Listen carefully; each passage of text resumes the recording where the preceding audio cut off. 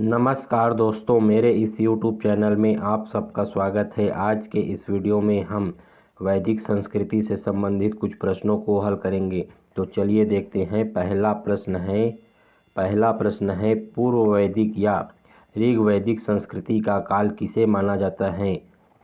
1500 से 1000 ईसा पूर्व तक, 1000 से 600 ईसा पूर्व तक, 600 ईसा पूर्व से 600 ईस्वी तक, और चौथा इनमें से कोई नहीं। तो इसका सही आंसर है पहला, 1500 ईसा पूर्व से 1000 ईसा पूर्व तक। ऋग्वैदिक काल जो है 1500 से 1000 ईसा पूर्व तक था। इसके बाद अगला है दूसरा नंबर, उत्तर वैदिक संस्कृति का काल किसे माना जाता है? 1500 से 1000 ईसा पूर्व तक, 1000 से 600 ईसा पूर्व तक, 600 ईसा पूर्व से 600 ईस्वी तक, इनमें से कोई नहीं। तो इसका सही आंसर है दूसरा, 1000 से 600 ईसा पूर्व तक। उत्तर वैदिक जो है 1000 से 600 ईसा पूर्व तक था, और ऋग वैदिक या पूर्व वैदिक जो है 1500 से 1000 ईसा पूर्व तक था। इसके बाद अगला है तीसरा नंबर, आर्य शब्द का शाब्दिक अर्थ है वीर या योद्धा, श्रेष्ठ या कुलीन, यज्ञकर्ता या पुरोहित, चौथा विद्वान। तो इसका सही आंसर है दूसरा, श्रेष्ठ या कुलीन। वैदिक संस्कृति में आर्य शब्द का अर्थ होता है श्रेष्ठ, कुलीन, अभिजात, उत्तम या उत्कृष्ट। इसके बाद अगला है चौथा, प्रारंभिक आर्यों के बारे में निम्न कथनों में से कौन सा सही नहीं था? वे संस्कृत बोलने वाले थे, वे घुड़सवारी किया करते थे, वे मुख्यतः नगरों में निवास करते थे, वे कई झुंडों में भारत आए थे। तो इसका सही आंसर है तीसरा जो है ये सही नहीं था। वे मुख्यतः नगरों में निवास करते थे। वे नगरों में निवास नहीं करते थे। सिंधु घाटी सभ्यता के लोग नगर में निवास करते थे, और ये आर्य जो लोग थे वे ग्रामों में निवास करते थे। आर्यों का जो आरंभिक जीवन था पशुचारण पर आधारित था। इसके बाद अगला है 5वां नंबर का क्वेश्चन, इनमें से किस फसल का ज्ञान वैदिक काल के लोगों को नहीं था? जौ, गेहूँ, चावल, तंबाकू। इसमें जौ, गेहूँ और चावल ये तीनों का जानकारी तो था वैदिक लोगों को, आर्य लोगों को, और ये तंबाकू का जानकारी नहीं था। तो इसका सही आंसर हो जाएगा चौथा, तंबाकू। 6वां नंबर का प्रश्न है, उत्तर वैदिक काल के वेद विरोधी और ब्राह्मण विरोधी धार्मिक अध्यापकों को किस नाम से जाना जाता था? यजमान, श्रमण, अथर्वण, श्रेष्ठिन। तो इसका सही आंसर है दूसरा, श्रमण। जो वेद विरोधी और ब्राह्मण विरोधी अध्यापक होते थे उनको कहा जाता था श्रमण। इसके बाद अगला है 7वां, वैदिक गणित का महत्वपूर्ण अंग है शतपथ ब्राह्मण, अथर्ववेद, शूल्वसूत्र, छांदोग्य उपनिषद। तो इसका सही आंसर है तीसरा, शूल्वसूत्र। ये जो है ज्यामिति का सबसे प्राचीन ग्रंथ था। वैदिक गणित यानी ज्यामिति का सबसे प्राचीन ग्रंथ था। इसमें अग्निवेदी के निर्माण के लिए उपयोग किया जाता था। यह जो शूल्वसूत्र था अग्निवेदी के निर्माण के लिए उपयोग किया जाता था। इसके बाद अगला है 8वां नंबर, किस वेद में प्राचीन वैदिक युग की संस्कृति के बारे में सूचना दी गई है?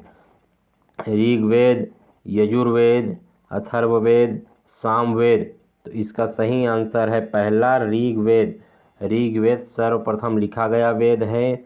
इसमें प्राचीन वैदिक संस्कृति के बारे में पता चलता है।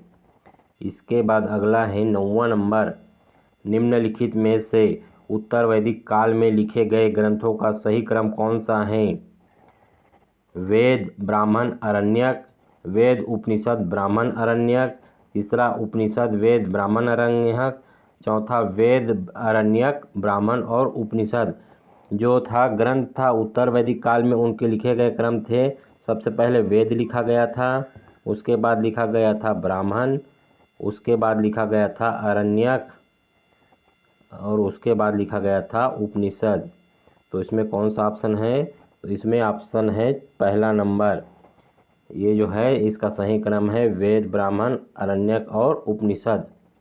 इसके बाद अगला है 10वां नंबर का प्रश्न, वेदों की संख्या कितनी है? 2, 3, 4, 5। तो इसका सही आंसर है तीसरा 4। ऋग्वेद, यजुर्वेद, अथर्ववेद और सामवेद। 11वां नंबर का प्रश्न है, कौन सा वेद संयुक्त रूप से त्रयी या वेद त्रयी कहलाते हैं? एक तो है ऋग्वेद, दूसरा है यजुर्वेद और तीसरा है सामवेद। इसमें जो है अथर्ववेद नहीं है। कौन सा है? तीसरा सामवेद। ये तीनों जो है वेद त्रयी कहलाते हैं।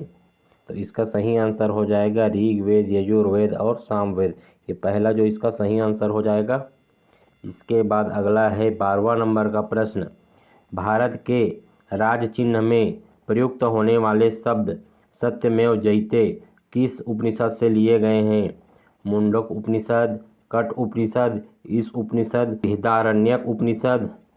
इसके सही आंसर है पहला मुंडक उपनिषद। जो है सत्यमेव जयते जो है मुंडक उपनिषद से लिया गया है। इसके बाद अगला है 13वां नंबर का प्रश्न, ऋग वैदिक आर्यों का मुख्य व्यवसाय क्या था? कृषि, पशुपालन, शिक्षा, व्यवसाय। तो इसका सही आंसर है दूसरा पशुपालन। ऋग वैदिक काल में पशुपालन जो है मुख्य पेशा था और कृषि जो है गौण पेशा था। सबसे महत्वपूर्ण जो पशु थे इसमें गाय थी। जिसके पास ज़्यादा गाय होती थी, वो जिसके पास जो गाय ज़्यादा होते थे तो वही होता था वहाँ का धनवान व्यक्ति। और जो अधिकांश युद्ध था ऋग वैदिक काल में गायों के लिए लड़ी जाती थी। और संपत्ति के, यही बताया ना, संपत्ति की जो गणना की जाती थी वो गायों से की जाती थी। जिसके पास गाय ज़्यादा तो उसके पास धन भी ज़्यादा। तो इसके बाद अगला है 14 नंबर का प्रश्न, भारतीय संगीत का आदि ग्रंथ कहा जाता है? ऋग्वेद, उपनिषद, यजुर्वेद, सामवेद। तो इसका सही आंसर है चौथा सामवेद। सामवेद को भारतीय संगीत का आदि ग्रंथ कहा जाता है, अर्थात भारतीय संगीत की जननी कहा जाता है इसे सामवेद को। इसमें ऋग्वेद के अधिकांश मंत्रों को लेकर सुर संगीत में ढाला गया है। इसके बाद अगला है 15 नंबर का क्वेश्चन, प्रथम विधि निर्माता कौन है? मनु, चाणक्य, चंद्रगुप्त, सेल्यूकस। तो इसका सही आंसर है पहला मनु। मनु स्मृति, इसमें सामाजिक नियम, कानून, बंधन, रीति रिवाज के बारे में बताया गया है। यह जो है प्रथम विधि निर्माता है। मनु जो है प्रथम विधि निर्माता है। इसके बाद अगला है 16 नंबर का प्रश्न, कृष्ण भक्ति का प्रथम और प्रधान ग्रंथ है? महाभारत, श्रीमद् भागवत गीता, गीत गोविंद, इनमें से कोई नहीं। तो इसका सही आंसर है दूसरा श्रीमद् भागवत गीता। यह जो है कृष्ण भक्ति का प्रथम और प्रधान ग्रंथ है। ये दोनों भी है श्री कृष्ण से ही, लेकिन ये जो है मुख्य रूप से ज़्यादा प्रधान है। इसके बाद अगला है 17 नंबर का, ऋग्वेद में संपत्ति का प्रमुख रूप क्या है? गोधन, भूमि, गोधन और भूमि, और इनमें से कोई नहीं। तो इसका सही आंसर है पहला गोधन। ऋग्वैदिक काल में संपत्ति की गणना की जाती थी गोधन से। जिसके पास गोधन जितना ज़्यादा होगा उतना ही वह धनवान होगा। इसके बाद अगला है 18वां नंबर, ऋग्वेद के किस मंडल में शूद्र का उल्लेख पहली बार मिलता है? 7वें, 8वें, 9वें, 10वें। तो इसका सही आंसर है 10वें। ऋग्वेद के 10वें मंडल में शूद्र शब्द का उल्लेख पहली बार मिलता है। इसके बाद अगला है 19 नंबर, पुराणों की संख्या कितनी है? 18, 19, 20, 21। तो इसका सही आंसर है पहला 18। पुराणों की कुल संख्या है 18, जिसमें सबसे प्राचीन पुराण जो है मत्स्य पुराण है। और पुराणों को जो है 5वें वेद की संख्या की 4 वेद है, ऋग्वेद, यजुर्वेद, सामवेद, अथर्ववेद। और ये जो पुराण को मिलाकर 5वां वेद की गणना की जाती है। ये जो पुराण को कहा जाता है 5वां वेद। इसके बाद अगला है 20वां नंबर, वैदिक धर्म का मुख्य लक्षण इनमें से किसकी उपासना था?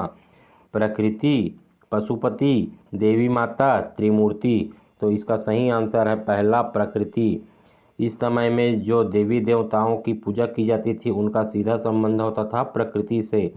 जैसे सूर्य जो है, सूर्य प्राकृतिक है, सूर्य देव, वरुण देव, वायुदेव इत्यादि। तो दोस्तों आपको यह वीडियो अच्छा लगा हो तो वीडियो को लाइक करें, शेयर करें और चैनल को सब्सक्राइब करें। धन्यवाद।